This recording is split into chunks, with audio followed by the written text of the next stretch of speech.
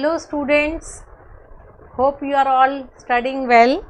So today's video is about secondary production, another important topic of production ecology. In the last video we had discussed primary production. Now secondary production is related to primary production. What is secondary production? Secondary production is the production done by consumers. Now, do you think consumers or heterotrophs really produce? No, they only convert whatever is available in plant biomass. So, many a times they are also called converters or just consumers. So, what is secondary production? Secondary production is a biomass production by heterotrophs. Animals जितने भी consumers हैं सारे secondary production करेंगे. What is secondary productivity? Secondary productivity is the rate. Secondary productivity, again whenever we talk about productivity time factors come, तो किस rate पर वो बना रहे हैं अपने बायोमास को, किस रेट से बन रहा है, that is called secondary production. Please remember, secondary production is always less than primary production. क्यों? Because nothing more comes into the food chain. Whatever existed at primary producer level, that only walks ahead, that is only transferred ahead. तो इसीलिए हमेशा secondary productivity primary productivity से कम होगी. Secondary productivity SP1, SP2, SP3 इस तरीके से as we move up the trophic ladder. आप देखिए फर्स्ट लेवल पे क्या होते हैं, फर्स्ट लेवल पे प्लांट्स हैं, प्राइमरी प्रोड्यूसर्स. तो first level, level 1 primary producers. Then इनको कौन कंज्यूम करते हैं, उन्हें हम कहेंगे प्राइमरी कंज्यूमर्स. ये सेकंड लेवल पे हैं. प्राइमरी कंज्यूमर्स का एक और सिनोनिम है हर्बीवोर्स, क्योंकि ये प्लांट डाइट्स पे सरवाइव करते हैं, हर्बीवोर्स.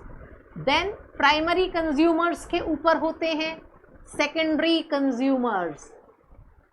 ये थर्ड लेवल पे आते हैं, ये कहलाते हैं carnivores.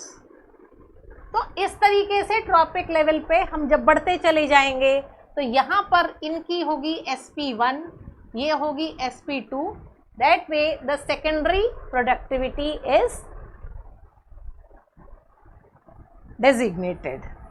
Now as we move up the tropic levels, SP3 will be less than SP2, SP2 will be less than SP1, SP1 will be less than primary production. तो एक तो आप ये चीज याद रखिए. Next coming to, okay, so before we move ahead, बहुत ध्यान से इस चीज को समझिए. अगर आप ये कंसेप्ट समझ लेते हैं तो आप सेकेंडरी प्रोडक्शन से रिलेटेड जितनी भी सम्स आएंगे, क्वेश्चंस आएंगे, उनको आप अटेम्प्ट कर पाएंगे. कंसेप्ट क्या है? प्राइमरी प्रोडक्शन इतना सारा हुआ ट्रॉपिक लेवल 1 पर, क्या इसमें से सारा का सारा कंज्यूम किया जा सकता है? The question is whatever is produced at primary level by plants or autotrophs, can the entire thing be consumed by primary consumers? क्या वो सारा का सारा खाया जा सकता है? नो, हम बात कर रहे हैं टेरेस्ट्रियल इकोसिस्टम की। अभी things are slightly different in aquatic ecosystem, so first we'll talk about terrestrial ecosystem.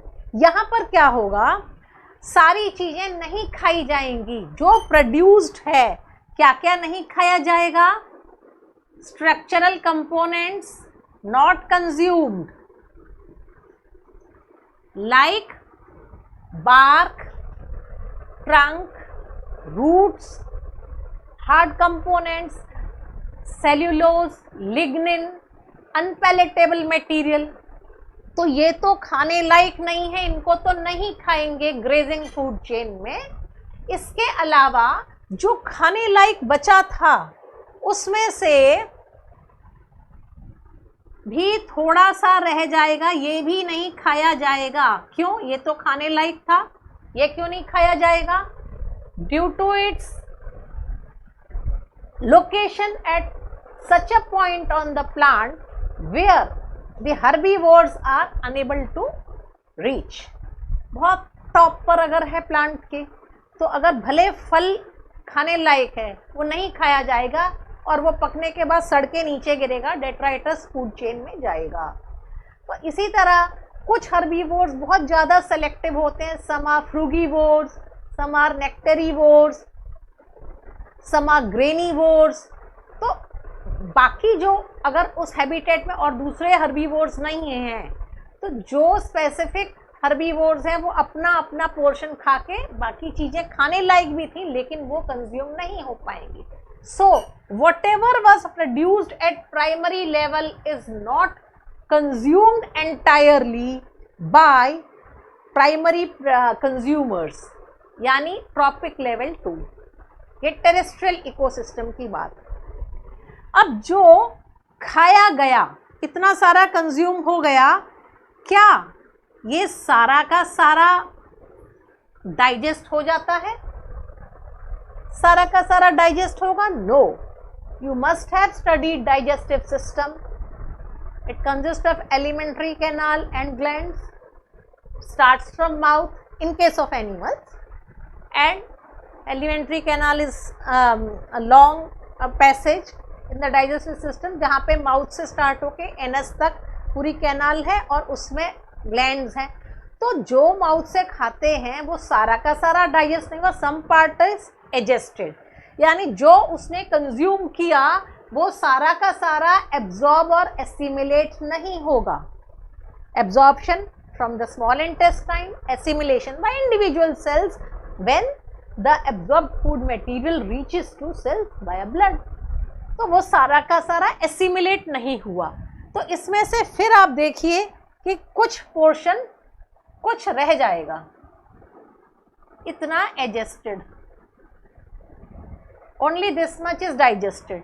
अब फिर अगर आप आगे बढ़ते हैं तो जो एसिमिलेटेड है, क्या वो सारा का सारा प्रोड्यूस करेगा biomass? Will the entire assimilated food goes into production, that means growth and reproduction? No, थोड़ा सा उसमें से मेंटेनेंस में जाएगा। तो ये एसिमिलेटेड का एक पार्ट फिर से आपके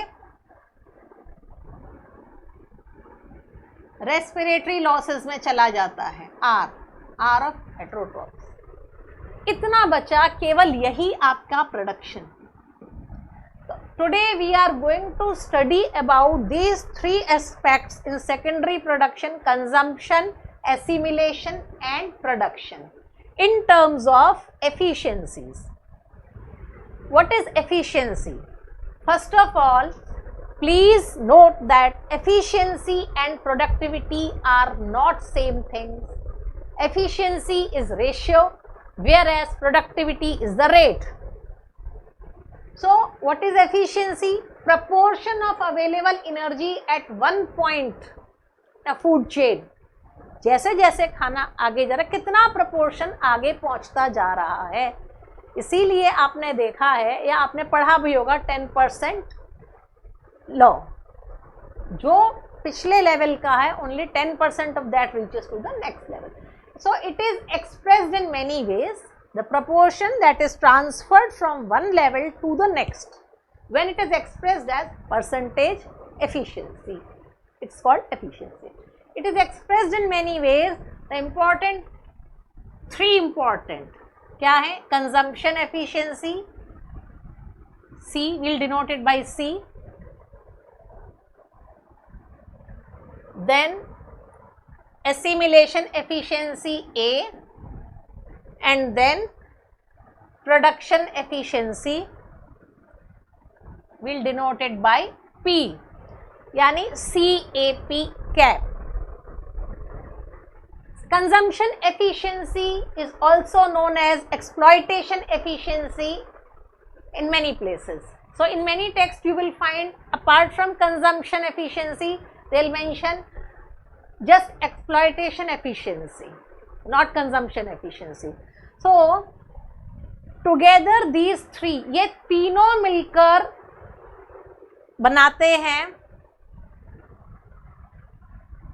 इकोलॉजिकल एफिशिएंसी, जिसको हम कहते हैं फूड चेन एफिशिएंसी या trophic level transfer efficiency, ecological efficiency, कहीं कहीं पर Lindeman efficiency.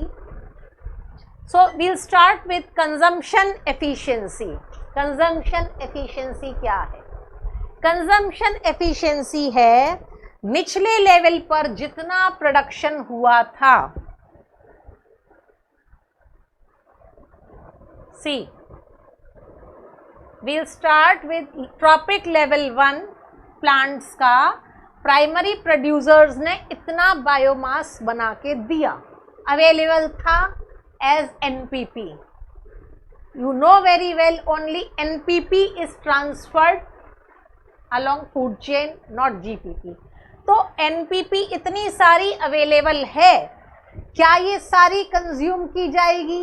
Will the consumer consume it entirely और a part of it will be ingested? तो अभी मैंने थोड़ी देर पहले ही बताया, सारा का सारा तो कंज्यूम नहीं होगा, कुछ अनकंज्यूमेबल है और कुछ कंज्यूमेबल होते हुए भी कंज्यूम नहीं कर पाएंगे. तो only a part is consume. ये कंज्यूमेबल है.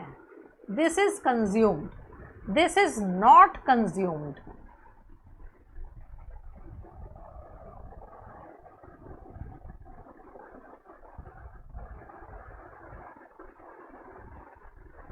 So this is not consumed.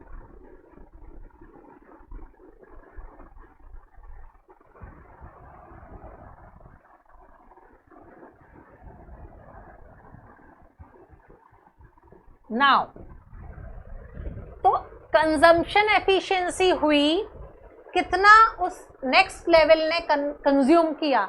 तो इसका मतलब ये हुआ, ये एफिशिएंसी सेम ट्रॉपिक लेवल का प्रोपोर्शन नहीं है. This consumption efficiency is the ratio between two different trophic levels. Tropic level 1 या 2 के बीच का हो सकता है, या फिर ये 2 और 3 के बीच का हो सकता है. 2 ने कितना बनाया और वो 3 ने कितना खाया. Now I told you example in case of plants कि वहां पर अनकंज्यूमेबल आइटम्स थे in the form of bark, roots, structural components, hard tissues. तो सेल्यूलोज, लिग्निन, बार्क, फिर कुछ अनपैलेटेबल कंपोनेंट्स थे. अब अगर आप सेकेंडरी कंज्यूमर्स के बारे में देखें, यानी कार्निवोर्स, जब हर्बीवोर्स को खाएंगे तो क्या वो सारा का सारा कंज्यूम करेंगे? नहीं. हॉर्न्स, फेदर्स, लेदर, हूफ्स, ये सब कंज्यूम नहीं किया जाएगा. तो इसीलिए ये भी पूरा कंज्यूम नहीं करेंगे. तो हमेशा 2 डिफरेंट एडजेसेंट लेवल्स के बीच में कंजम्पशन एफिशिएंसी को मेजर किया जाता है. This consumption efficiency is more in grassland ecosystem, in aquatic ecosystem as compared to terrestrial ecosystem. जब भी आप देखेंगे ग्रासलैंड इकोसिस्टम से अगर हम एक्वेटिक इकोसिस्टम को कंपेयर करें, देखिए grasses they have soft tissues, monocot से आपको पता है सेकेंडरी ग्रोथ नहीं होती। जब हम फॉरेस्ट की बात करते हैं तो ये बड़े बड़े पेड़ हैं, जंगल हैं, यहाँ पर बहुत ज्यादा हार्ड टिश्यू मिलेगा इन the form of trunk, twigs, branches. तो जब कंजम्पशन एफिशिएंसी की बात आएगी तो फॉरेस्ट में सबसे ज्यादा अनकंज्यूम्ड पोर्शन बचा रहेगा, ग्रेजिंग फूड चेन में वो नहीं जाएगा। तो वो किस में जाएगा? वो डेट्राइटस फूड चेन से जाएगा। अभी हम बात कर रहे हैं ग्रेजिंग फूड चेन के बारे में। एफिशिएंसी आपको हम पढ़ रहे हैं ग्रेजिंग फूड चेन की। Though this is not related to this topic, but since the terms grazing food chain और डेट्राइटस फूड चेन अभी आ गई बीच में, तो एक चीज याद रखिए, टेरेस्ट्रियल इकोसिस्टम में जब भी हम पढ़ते हैं, फूड चेन की भी बात होती है या एनर्जी ट्रांसफर की बात होती है, हम हमेशा ग्रेजिंग फूड चेन को कोट करते हैं। 90% of matter, organic matter is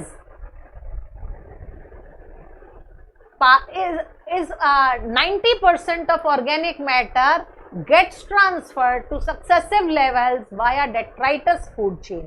यानी detritus food chain का बहुत important रोल है which had been overlooked for all these years, लेकिन अब उस पर स्टडीज हो रही हैं और ग्रेजिंग फूड चेन के थ्रू जितना ट्रांसफर हो रहा था that was all overemphasized all these years. So now in case of terrestrial ecosystem, role of decomposers, detritivores and detritus food chain is gaining importance।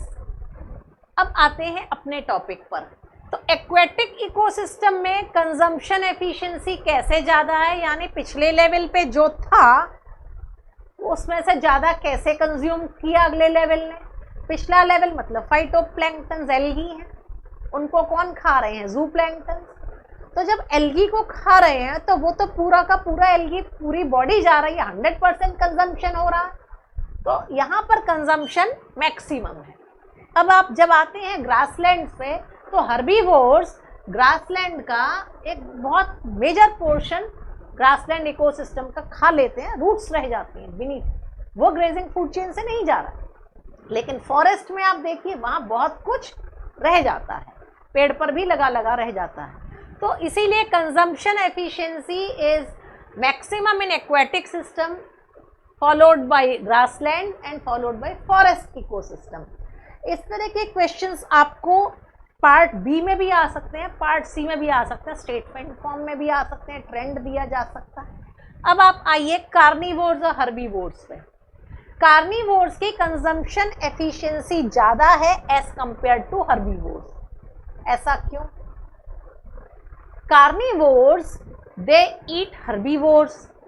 Now the resource composition of herbivores, जो उनके tissue का जो composition है that is same as that of carnivore. Plant से जब animal तक जाता है तो वो डिफरेंट कंपोजिशन है, लेकिन animal to animal same structure है, सेम प्रोटीन्स हैं, सेम फैट, तो इसलिए कंजम्पशन यहाँ पर ज़्यादा है। Consumption efficiency is greater in carnivores. Herbivores क्या कर सकते हैं? ये खाते तो हैं लेकिन पूरा नहीं खा पाते, बहुत डिस्कार्ड कर देते हैं। कार्निवोर्स रिलेटिवली हर्बीवोर्स का ज़्यादा प्रपोर्शन खा लेते हैं, केवल हॉर्न्स, हूफ्स, स्किन, फेदर्स इनको छोड़ देते। So consumption efficiency of carnivores is more than that of herbivores. फिर आता है एसिमिलेशन एफिशिएंसी, यानी मैंने थोड़ी देर पहले आपको बताया था CAP, consumption efficiency, assimilation and production. तो कंजम्पशन एफिशिएंसी क्या हुई? एक second,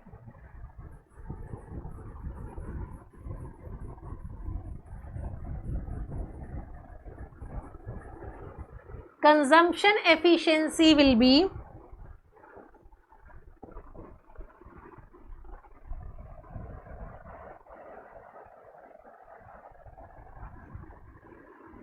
C is equal to production at lower level.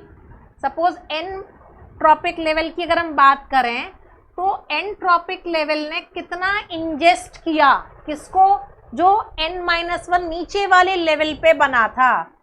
तो production done at n-1 level, एक लेवल नीचे, यहां पर कितना प्रोडक्शन हुआ और उसमें से कितना गया. तो कंजम्पशन एफिशिएंसी या एक्सप्लॉयटेशन एफिशिएंसी आप कैसे करेंगे, proportion ingested of production into 100, ये consumption efficiency.